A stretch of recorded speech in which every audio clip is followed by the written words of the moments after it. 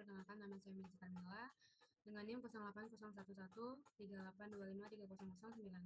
Baiklah, sebelumnya di sini kakak-kakak Megi mau menjelaskan program dari THR nomor 3 dan pseudocode beserta flowchart. Jadi di sini langsung saja Megi jelasin satu persatu. Yang pertama programnya terlebih dahulu. Jadi di sini Megi sudah membuat programnya, yang dimana pada soal nomor 3 itu kita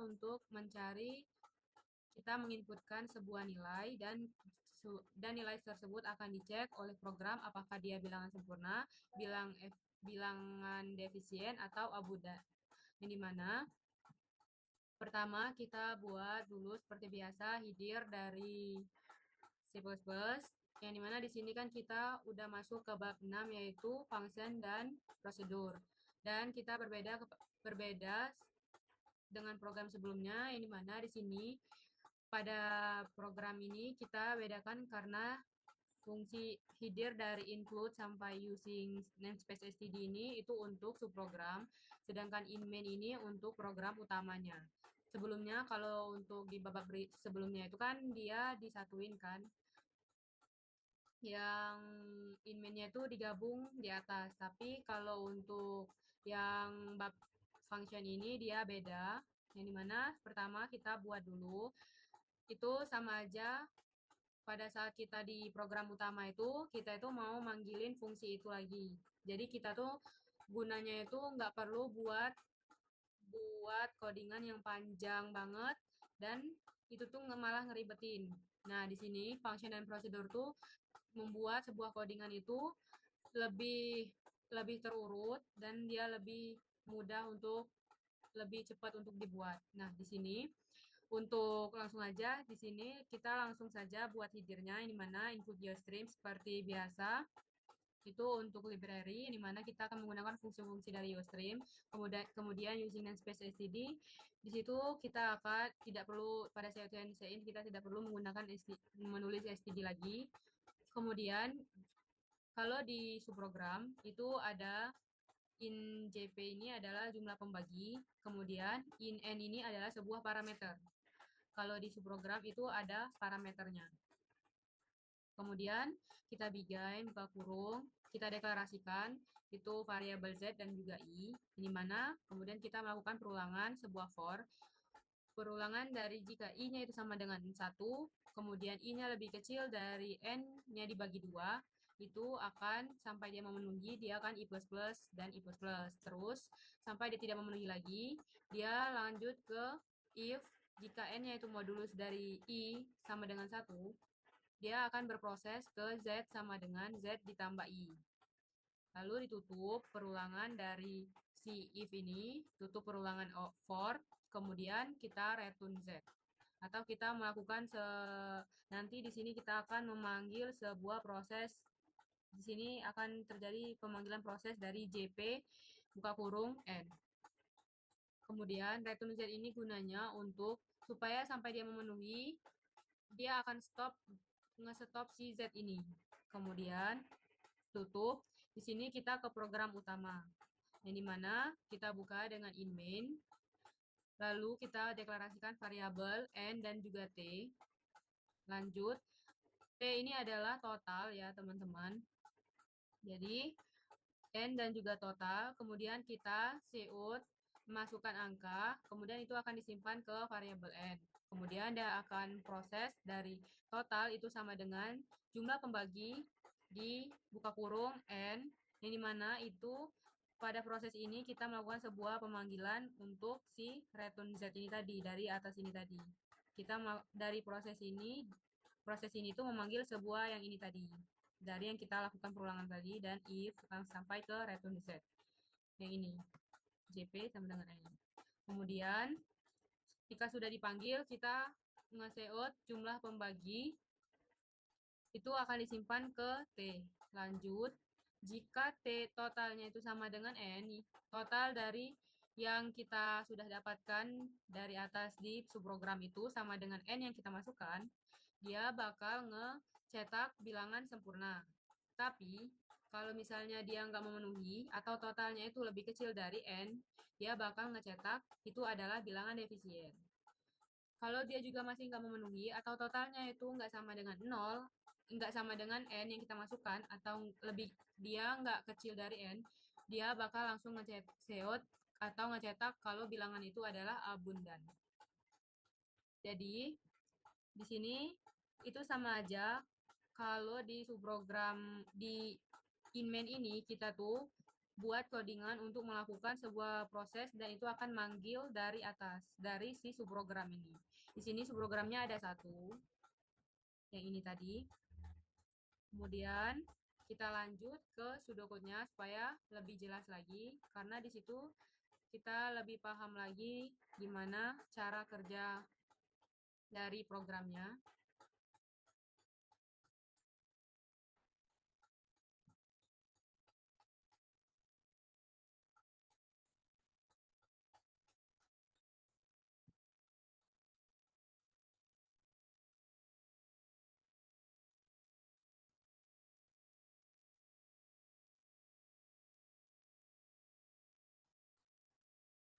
Oke, di sini kita udah ke pseudocode-nya.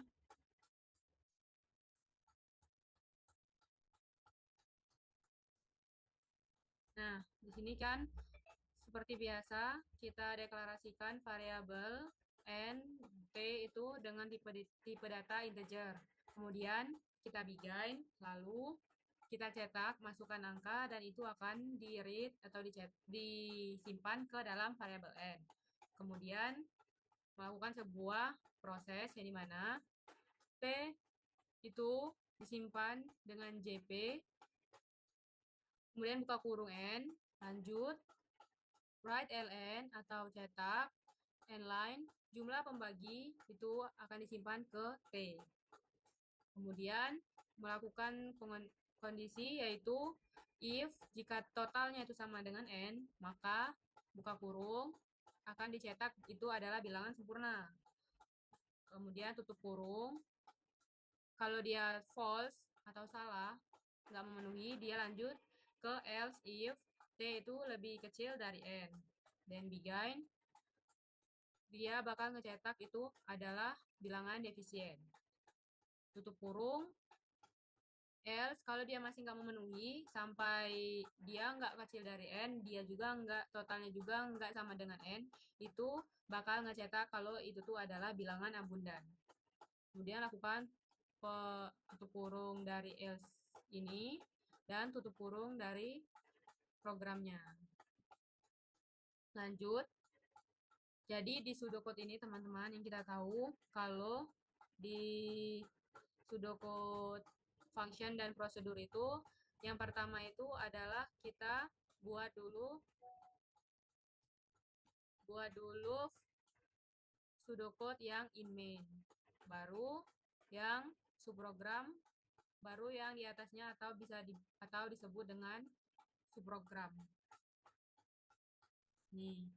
Jadi kalau di subprogram itu nggak perlu kita buka lagi atau begin atau end lagi, kita langsung saja di sini kita buka. Ini adalah variabel n, itu adalah integer. Variabel kita deklarasiin variabel z, i itu integer. Kemudian melakukan perulangan dari i itu lebih kecil dari itu, disimpan dengan 1 sampai dengan n per 2 atau dibagi 2. Jika kemudian dia lanjut ke proses jika n-nya itu modulus dari i sama dengan 0,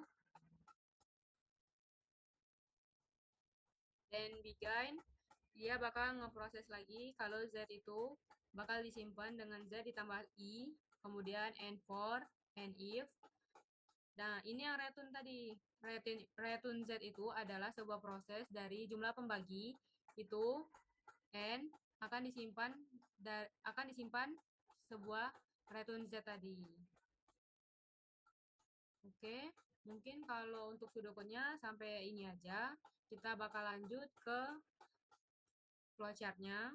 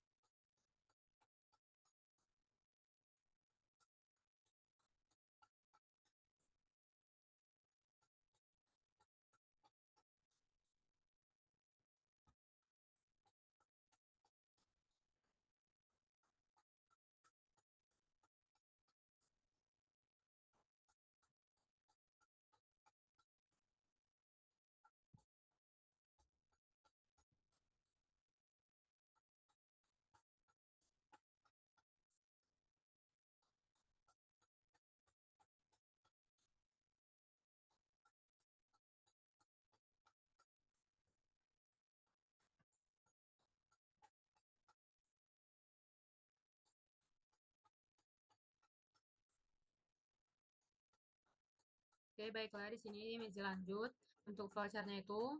Di sini kita mulai seperti biasa, itu adalah dengan bentuk oval yang dimana itu kita mulai. Kemudian itu akan disimpan dengan N, yang dimana bentuk jajar gendang. Kemudian kita akan proses ke T itu ini sebelumnya. Ini adalah bagian in main. Jadi kalau di function dan prosedur itu, yang pertama kalau untuk untuk flowchart dan juga pseudocode itu kita selalu mulai dengan program utama dulu. Kemudian selanjutnya itu baru subprogram. Jadi kebalikan dari program dari ini apa namanya? Dari codingannya. Jadi yang bagian ini adalah bagian program utama. Kemudian yang bagian ini baru bagian subprogram. Nah, lanjut. Di sini kita melakukan sebuah proses. Jadi di sini tuh ada labelnya sebenarnya. Kalau ini itu fungsi, kalau ini itu labelnya itu adalah fungsi untuk si bilangan sempurna. Kalau yang ini fungsi untuk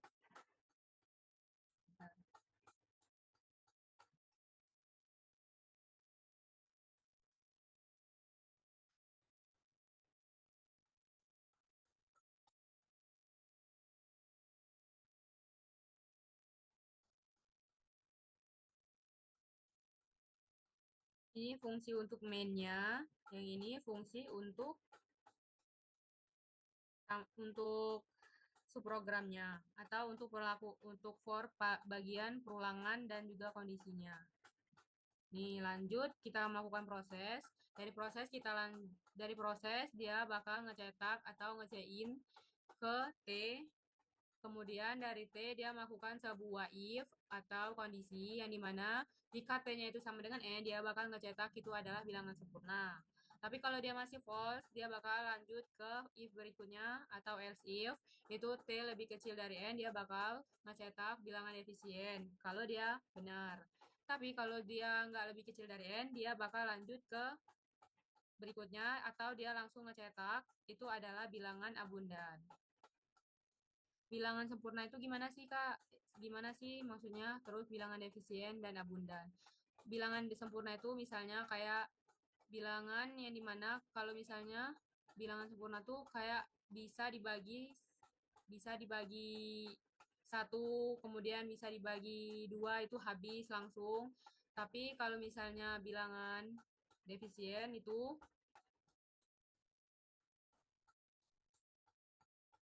teman sini kita lanjut ya. Jadi jika totalnya itu sama dengan N, dia bakal diseot ke bilangan sempurna. Tapi kalau totalnya itu lebih kecil dari N, dia bakal diseot itu adalah bilangan efisien. Kalau dari si totalnya tadi kan nggak sama dengan bilangan sempurna, dan ini juga kalau dia masih false, dia lanjut ke bilangan abundan, dan dia bakal ditarik ke selesai. Di sini Mezi mau jelasin paham lebih detailnya lagi cara kerja program yang sudah Mezi buat. Itu nanti Mezi bakal jelasin dari awalnya banget. Nah, kita lanjut dulu, selesain ngejelasin bagian flowchart. Nanti Mezi bakal jelasin cara kerja programnya. Nih, kita lanjut ke bagian subprogram yang dimana kita mulai dengan bentuk oval yaitu mulai, kemudian kita melakukan perulangan for, lanjut kita ke perulangan if yang dimana n-nya itu modulus dari i sama dengan 0. Kemudian apabila dia true, dia lanjut lagi ke proses dari z sama dengan z plus 1. Kemudian ke i plus plus dari bagian perulangan for tadi. Kemudian lanjut perulangan sampai dia tidak memenuhi lagi, dia bakal ke z dan dia bakal cetak N atau programnya selesai. Oke, di sini Mezi lanjut ke penjelasan yang lebih detailnya lagi.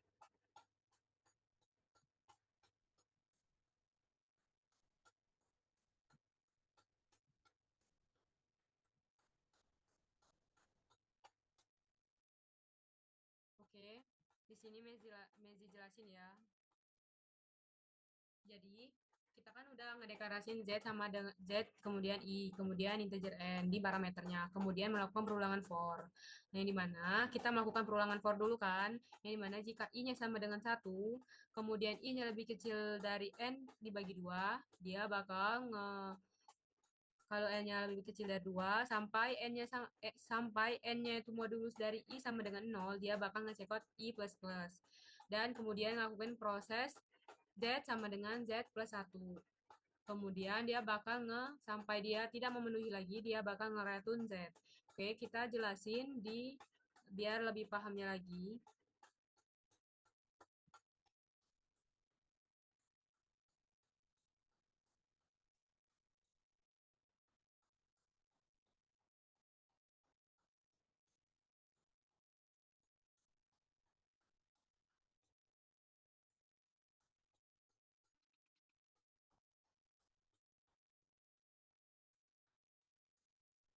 Oke, di sini kita mulai ya. Misalnya nih, bilangan sempurna itu adalah bilangan yang dimana saat kita melakukan proses pengulangan tadi, itu misalnya kita tuh masukin adalah 6.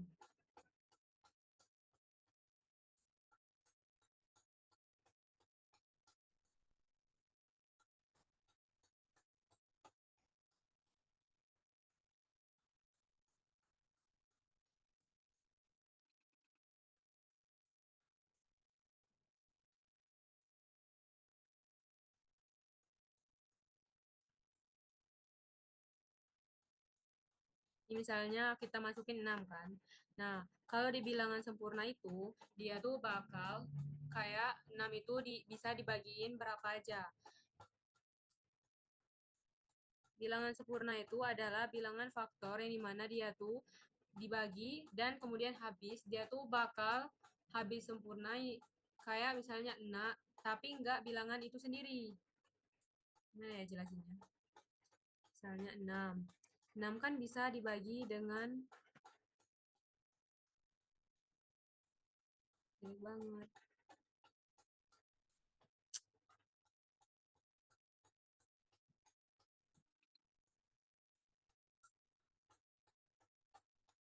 Sini aja lah ya.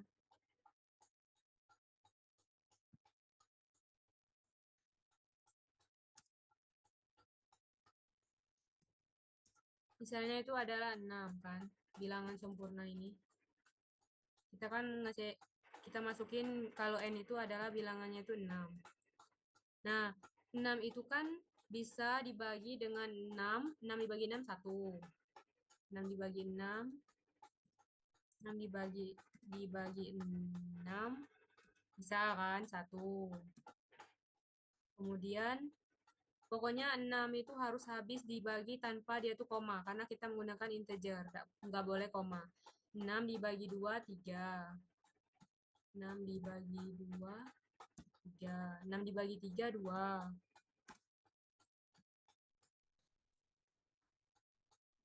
6 dibagi 3, 6 dibagi 1, 6.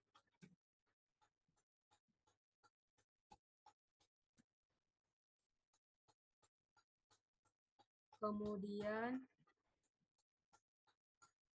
6 dibagi 4 berkoma. Nggak bisa. 6 dibagi 5 juga nggak bisa. Oke, berarti nggak bisa kan? Jadi 6 tuh cuma bisa dibagi 6, 2, 3, 1. Nah, di sini kalau bilangannya itu kalau si totalnya ini, si 6, itu sama dengan N yang kita bagiin tadi, itu bakal ngecetak bilangan sempurna.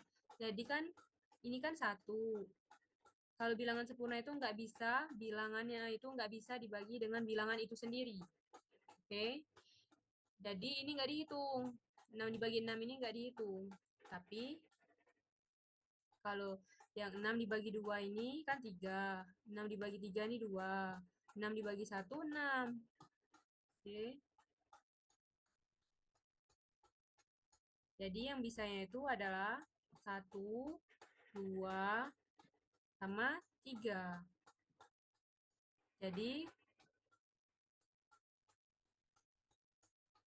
6.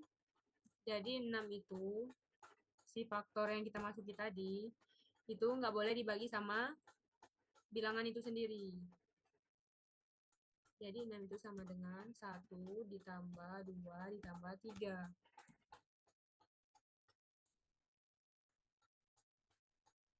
Ini adalah bilangan sempurna. Oke. Tapi kalau misalnya bilangannya itu kayak 8 yang kita masuki, 8, itu berarti kan 8 itu kan bisanya dibagi dengan 2, terus dibagi 4, terus dibagi 1, terus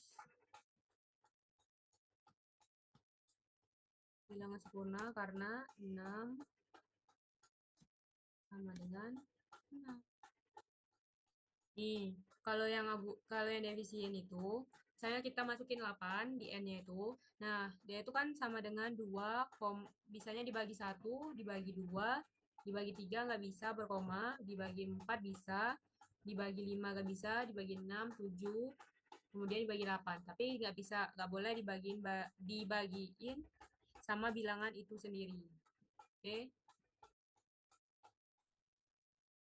Jadi kan ini hasilnya adalah 7 ya.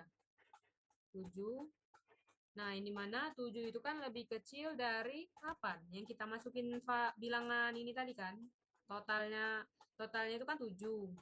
N yang kita masukin 8. Berarti dia bakal nge out itu adalah bilangan defisien. Tapi kalau misalnya yang kita masukin itu misalnya itu adalah 21 misalnya. 18 deh. 18 itu kan berarti misalnya dibagi 1, dibagi 2, dibagi 4,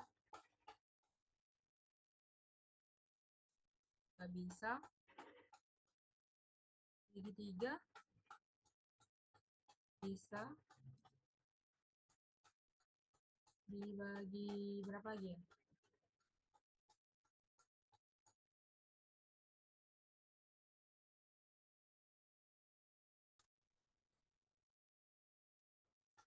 Dibagi 6, 6 kali 3, bagi 6, dibagi 9, ini kan jadi totalnya dibagi 18 nggak boleh. Ini berarti totalnya itu 6, 10, 21. 21, 21. Nah, jadi kan total pembagian yang kita bagiin tadi, ini kan 21. Berarti itu lebih besar dari yang kita masuki kan? Yang kita masukin nilai angkanya. Nah, ini mana? Kalau misalnya si totalnya itu lebih besar dari N yang kita masukin, dia tuh bakal nge-out itu adalah bilangan abundan. Oke. Jadi, program ini tuh ngecek gimana angka yang kita masukin itu dibagi dulu. Ini mana? Dibagi itu kan di proses ini kan, di subprogram.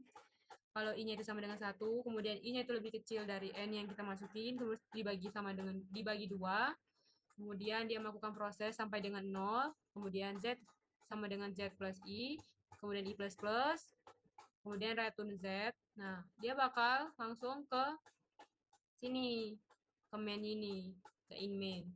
Kita masukin ini jumlah pembagi. Pertama itu ini dulu, program utama.